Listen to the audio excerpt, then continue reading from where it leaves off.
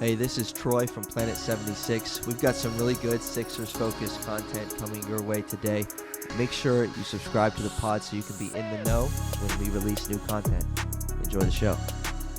Welcome, everyone, to Planet 76. My name is Michael, and Troy would usually be here. Obviously, this is our podcast, but he's traveling right now.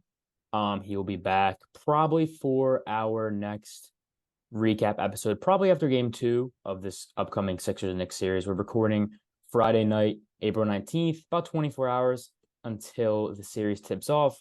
But this week we have a very, very special guest, Pat Gallen, Emmy award-winning journalist from CBS 3. Really glad that you're here. Currently, Pat's the co-host of Eagles Sunday Kickoff and Sunday Sports Zone. Really excited to have you here, Pat. If anything that you want to start us off with, kind of just going to kick it to you. Anything you want to say, floor is yours. Happy to be here, man. We've been going back and forth now for a little while trying to get a time and a date down. So I appreciate you working with me on that because things get a little hectic with two young kids and this crazy job. Yeah, I'm sure. And like I said, I've been talking to my co-host Troy.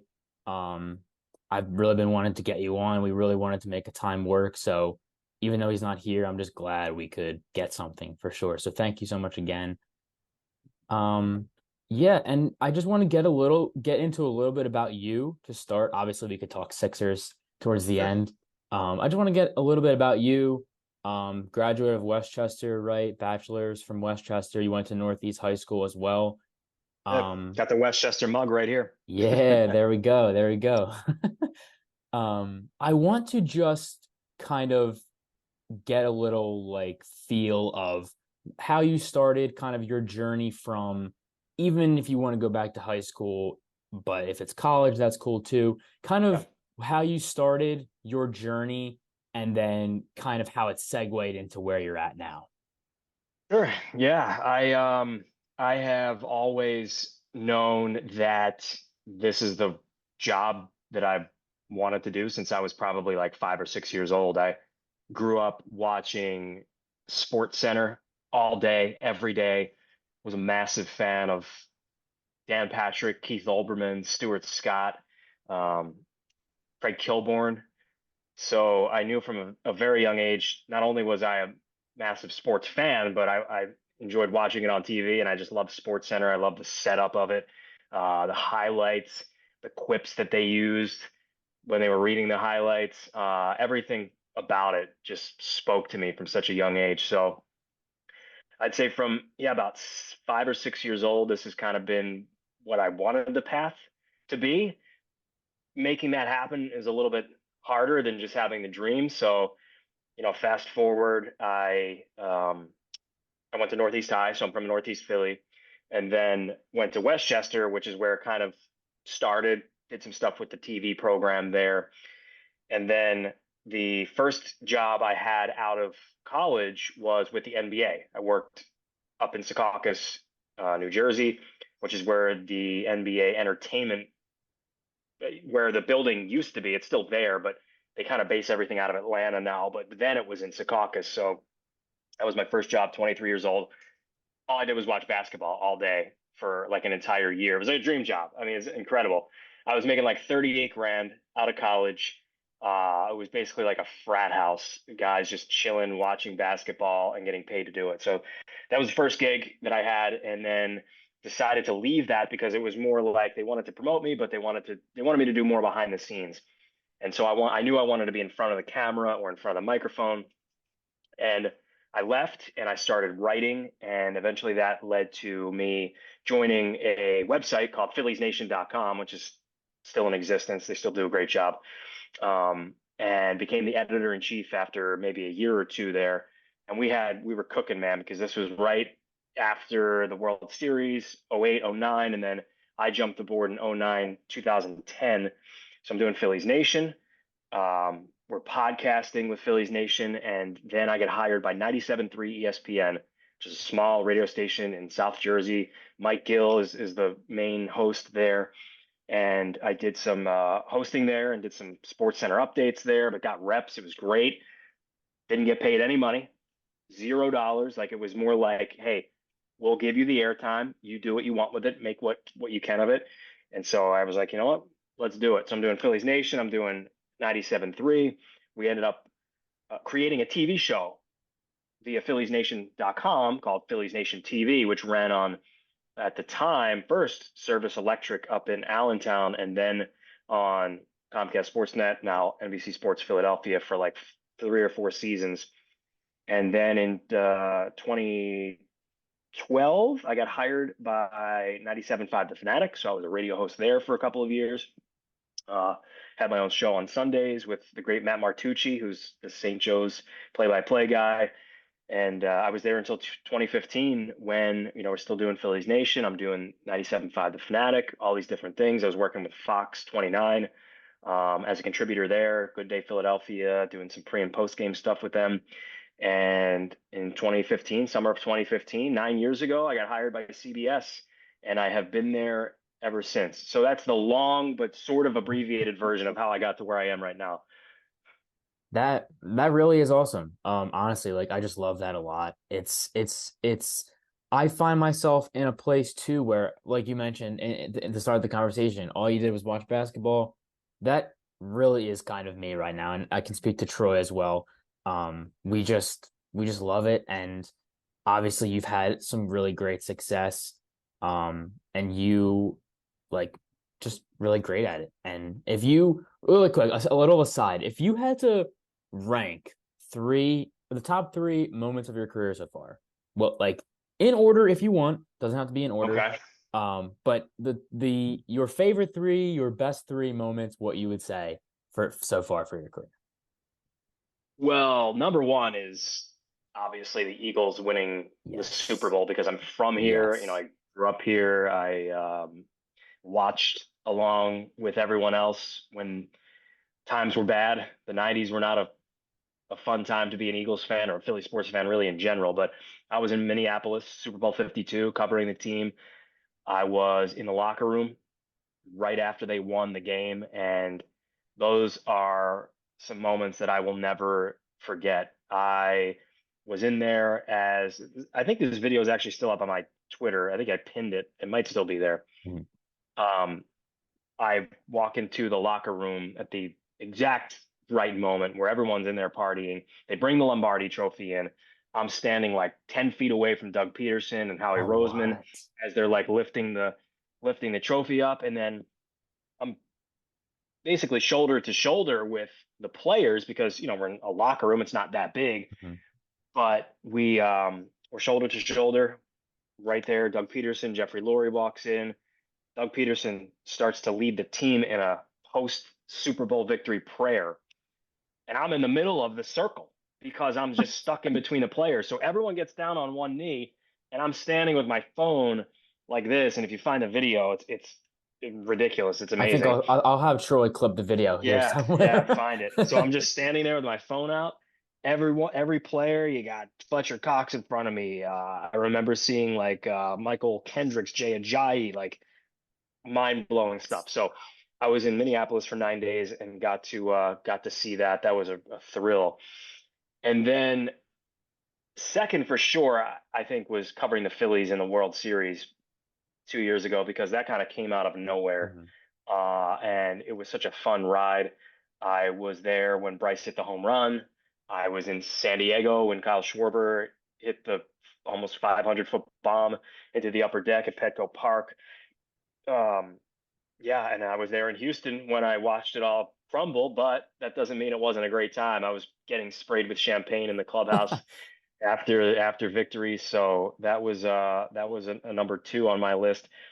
Number 3, I've just gotten to talk with so many incredible people over the years, and I eventually was able to turn that into my own show, which is called A Gallon of Questions. It airs on Philly 57 every Saturday night at 8 o'clock. Sorry, shameless plug. No. But Please it's feel it's a free. real thrill. Feel Yeah, it's a free. real thrill to be like in the city that I grew up in, knowing that I always wanted to do this, knowing that I wanted to interview people and talk about the games and talk about the players, and to get to do that and basically have like a clean slate, a 30-minute program that has my name on it every single week is really incredible. But over the years, I've gotten a chance to talk with you name it, sit down with every great athlete that the city has had to offer, and I'm very lucky. I know that there are thousands and thousands of people that would trade seats with me in a heartbeat, and I never lose sight of that, and I never take that for granted. So it's been a wild ride, but Eagles 1, Phillies 2, and then having my own show, I think, is number 3. Like that's all that really is just so awesome, especially meeting the people and having your own thing, your own platform in the city that you live in, grew up in, and love. Like that's just how could you like honestly, how could you get better than that? Like full it's that really is so awesome. It It's really is difficult. awesome. Yeah, I don't know that it could be better. And look, it's Yeah. like you always think there's bigger and better out there. Maybe I could go ESPN Hmm. or whatever it might be. But for me, like growing up, yeah, I wanted to be a sports center anchor, but I also always wanted to work in my hometown, and to get to do that now for 9 years running. And yeah, you're right. It's like it's incredible. It's unbelievable. I'm so glad that I get to do this every day. So cool. Like I'm just from a full like taking myself out, I'm just like, wow, that really is really awesome. Yeah, and Um, I hope that I sort of am able to connect with our viewers in a little bit of a different way, because I mhm, grew up as one of them, right? mhm, Like yeah, absolutely. I'm covering the team, and I have a job to do. But I feel like I try to connect with the viewer in a different way and show my personality, and I hope that comes across. It must. I still have a job after 9 years, so I guess I'm doing something right. It's a different perspective when it's somebody from the place, or I should say, it's somebody from where you're consuming from, if that makes sense. Like it's different with these national guys because yes, they cover the teams, but they're not really from these they're not really from a lot of these places. Whereas you're from here, you cover teams, sports from here. It's just a different thing. It's there's something that you can't really replicate when it comes to the national guys. Like you can't replicate what somebody from Philly can do being from Philly and covering the sports in Philly, the teams in Philly. It's different. Absolutely. Yeah, I just have a baseline understanding of what it's like to feel those downs. We've had more downs than ups in this city, unfortunately, in my time here. But things are looking up, and we're seeing that with the Eagles being pretty much great year after year. The Phillies have turned it around. They're spending money, which is fantastic. Um, yeah, and the Sixers, of course, in the playoffs once again with one of the greatest players in the NBA right now and in their franchise's history. So it's a good time to be a sports fan. 100%. Before we will get to the Sixers, like I said, we're gonna get there. I just want to really quick. So family life, right? Wife, you said you have two Yep. kids, you have a son, or both two sons, right? I have 2 sons. Yeah, That's I have awesome. Tell us a little bit married about that. yeah, married a girl that I went to Northeast High with and Westchester with. Yeah. We've been together for a long time. We've been together for 20 years, married for almost 10. And I have 2 sons, a 4-year-old, his name's Graham, and I've got an 8-month-old, his name is Cooper. So busy with the job, but really busy with the kids at home and the family at home. But luckily I have an amazing wife who she does the heavy lifting for me when I'm at a Sixers game like I was the other night for the play-in game, and I'm there late or I'm working late anchoring at night. So it's a pretty good life, man. Yeah, that you really can't honestly like you really can't get much better, especially just having that and then having the job that you have, being able to do what you do, kind of like not being necessarily stuck to one thing. Like you do stuff for the Eagles, for the Phillies, Sixers. You have that kind of like flexibility slash being able to be with do other things and that's yeah, that really is But awesome. let me be honest though. Yeah. It's a stressful job, right? Just like any Hmm. job can be, sure. But we've got deadlines every single Yeah. day. Got to be on point with our information. And so yeah, like it's obviously a dream job, but the work behind the scenes, Hmm. I'm not I say this like I'm not digging ditches, and I don't have to do like hard manual labor, but to keep the job that I have and to do it at a high level, stuff behind the scenes has to be done at a high level too. For sure. And would you say that being able to do things that you really enjoy helps with that kind of stress? Because doing stuff you enjoy allows you to kind of be more in it and be more resistant to the stress, as opposed to if it was something that you didn't enjoy or even didn't enjoy as much. Like, would you say it helps with that? It can, Hmm. because it's comforting knowing Hmm. that the I know the situation, I know the details, I know who I'm speaking with as well as anyone does. And but that doesn't take away from, obviously, like any job, stressful Hmm. situations within the job. Just the other night, this may not be the greatest example, but play in game, we've got to make our 11 o'clock slot. We're the first um, people you'll see on air when the 11 o'clock news begins. Hmm. So, we're in the press conferences with Nick Nurse and with Nick Batum in the locker room talking to Tobias Harris, and Joel Embiid was in there, Kyle Lowry. So we got to take all that and we got to work with our producers back at the station and be ready for 11 o'clock. And then once you get on at 11 o'clock, anything can happen. Now, that's not the greatest example because during that, it's only about a 2 minute hit. So you got to get as much information as you can in that 2 minute hit. You got to get your sound bites ready and all that. But we've got like our 30 minute, you mentioned like our pregame show before the Eagles games on Sunday at Hmm. 11:30, Sunday kickoff. Um, we're on the field sometimes. I'm traveling with the team occasionally, so I'm on the field pregame. Anything can happen. Could be raining, could be snowing. You throw all these variables out there, but it all comes back to knowing the information, studying, and just being on point, basically. Yeah, 100%. So then that, like, I guess to add on to that, it kind of, what am I trying to say? It kind of keeps you grounded in a sense of like, okay, there's this stress, deadlines and things like that, but I know what I'm doing. I know that I'm good at what I'm doing. So it kind of helps with that. Yeah, Okay. absolutely. Because Okay. if you don't know the information Yeah, and you try to do a 30-minute program, it's going to yeah, show. You're going to tell yeah. right away. Exactly, exactly. Awesome, awesome. Yeah, so before we end, I do want to get some Sixers thoughts. Obviously, this being a Sixers podcast. Right. After being in the atmosphere of the playing game, after what I thought was probably one of the best fourth quarters they played in a very long time. Give me your thoughts, the playing game. Give me your thoughts on the Sixers entering the playoffs. Give me your thoughts on the series. All any of that you can give, any of that.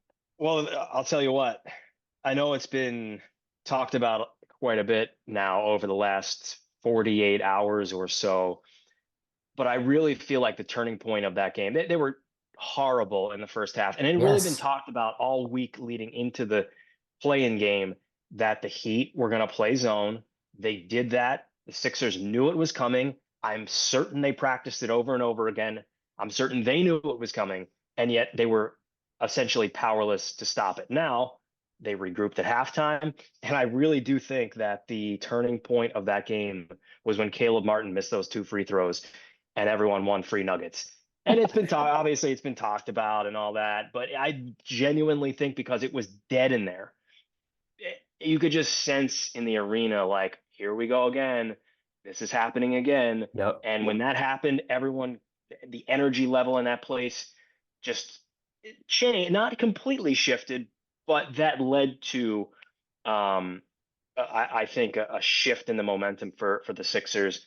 And then they obviously go on that run, and Nick Batum was incredible, and Embiid had a great finish, not a great first three quarters, but I was pleasantly surprised by the way they came out after halftime and then used that momentum shift to their advantage. And then I think with this series against the Knicks, this is not going to be easy. The Knicks are legit. They're for real. 50 wins this year, one of the best teams in decades. And what worries me, there are a couple of things that I think worry me, and one I would put at the top is obviously Joel Embiid's health. How close to 100% is he? How close to 100% can he get? Probably not that close, and I think you saw that in the Miami game. And I worry about him because you got Hartenstein, you've got Mitchell Robinson, you've even got Precious Achua who can throw themselves at him. They've got all those fouls to throw at him, and Hmm. they can bump with him a little bit more. And I think they're not going to play zone. Maybe they will if things shift. The Knicks aren't really known for that, but Tom Thibodeau is a great defensive mind. This team is filled with dogs. I mean, Josh Hart, Jalen Brunson, his resume obviously speaks for itself. DiVincenzo.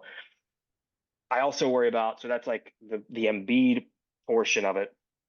I also worry a little bit about Maxey because he did not look that great in the play-in game. And again, the Knicks can throw a bunch of different bodies at him, and he's going to get his. There's no doubt about that. I'm not saying that they're going to shut him down completely, but when you've got OG Anunoby coming at you and Josh Hart and even DiVincenzo and Deuce McBride maybe off the bench, like they can throw a lot of different looks at him. So I do think then it comes down to which, again, of the role players will show up in the way that Nicholas Batum did in the play-in game. What are we going to get from Tobias Harris? Is there a game that Batum can have like that? Is Kyle Lowry going to be able to have one of his old school games where he maybe puts up 22 points and has 7 assists and 7 rebounds? We don't know where it's going to come from, but to beat this team in 4 games and have a chance at beating them at least one time in New York, you're going to have those secondary players step up in another big way.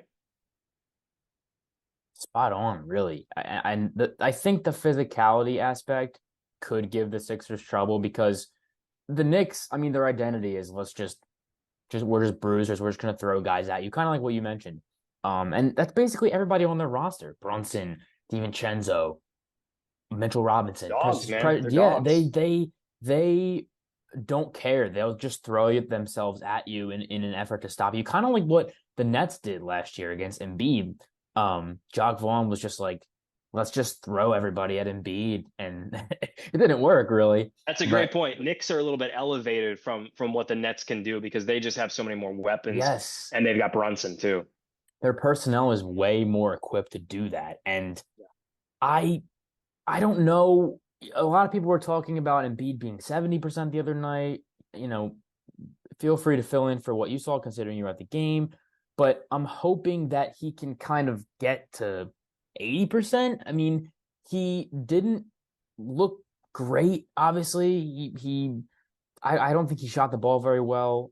He just at times looked like he was struggling holding his knee. He was kind of moving slow.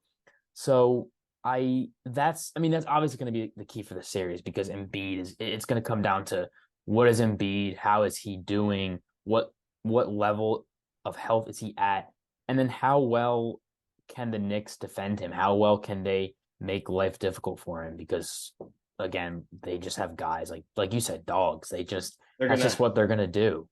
they're gonna like muck it up as much as Yeah, they can as soon as he exactly. touches the ball, and so that's why I think it's so important that other guys step up. And you're gonna need to see a Tobias Harris game where he goes off, and you're gonna need to. I don't think Nicholas Batum has another 6 3-pointer game off the bench in him, but he's gonna play Right. obviously a key role in Oubre. So yeah, it's like who else can do this along with Embiid, knowing that he's not quite 100%, and knowing that the Knicks are gonna come at him full bore for if it goes 7, all 7. Yeah. I'm nervous, but I really think they can do it. I really do. I really do.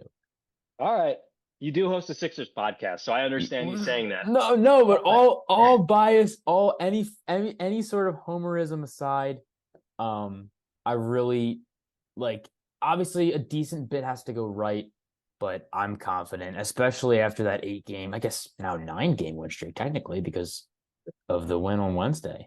Well, and we've been talking, about the Knicks defensively. Right. Offensively, not that it's a struggle, but when the playoffs start, things kind of grind to a little bit more of a Yes. halt offensively. And we know Brunson's going to go off, but DiVincenzo, like who is their secondary Right. or who's their third option going to be on a game to game basis? Because we know that Brunson will get his, just in the same that we know that Embiid's probably going to put up 25 to 30 most nights in this series. So yeah, I think it's going to be a knockdown, drag out series. What you would become accustomed to seeing between these two teams now that they're sort of more on even ground. Don't get me wrong. I do think the Sixers can win this series, but so much hinges on what kind of Joel Embiid they're going to see. Yep. 100%. 100%. Anything else you want to add? Any sort of knowledge you can drop for us for this last segment here? Anything else you want to add? Anything? Feel free to plug anything. Seriously, like anything you have that you want to plug. Take now. Please do that. I'm totally okay with that. Gallen of questions. It's every Saturday. Philly 57, Channel 57 here in Philly. Great guests, great interviews each week. I try to do it a little bit differently. And at the end of every episode, most episodes, I ask a gallon of questions. I grab my can, got my questions in there. It could be anything crazy. And I just feel like talking with athletes, they don't always want to talk about the X's and O's. They want to talk about some different things. Mm-hmm. Sometimes I like to get a little bit goofy. That's the way I like to do it. I like to keep it a little bit, more laid back and relaxed. This week, tomorrow, we've got a Phillies episode, Phillies/baseball episode. I talk with Tom Burgoyne, who is the Philly Fanatics' best friend. I also talked with Joe Blanton just a couple of weeks ago down in Clearwater, and what he's up to these days might surprise you if you don't already know. And also Nolan Jones, who's outfielder for the Rockies. It's a Philly guy, went to Holy Ghost Prep. I spoke with him as well, and it was a great conversation with each of them. So that's this week's episode. And then next week, we're looking at a WNBA episode.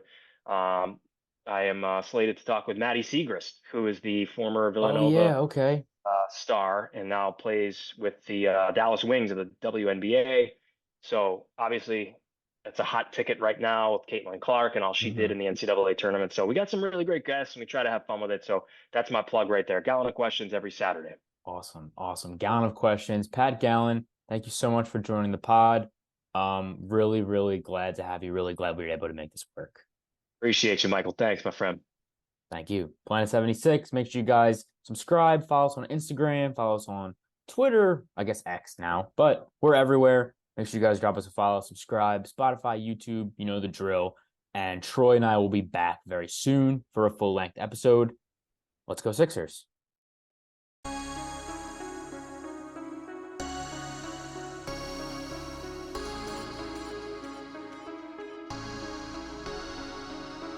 You just listened to an episode of the Planet 76 podcast. Hey, we appreciate you joining us for this episode. Whatever platform you're on, why don't you hit that subscribe button for us, and we'll see you next time.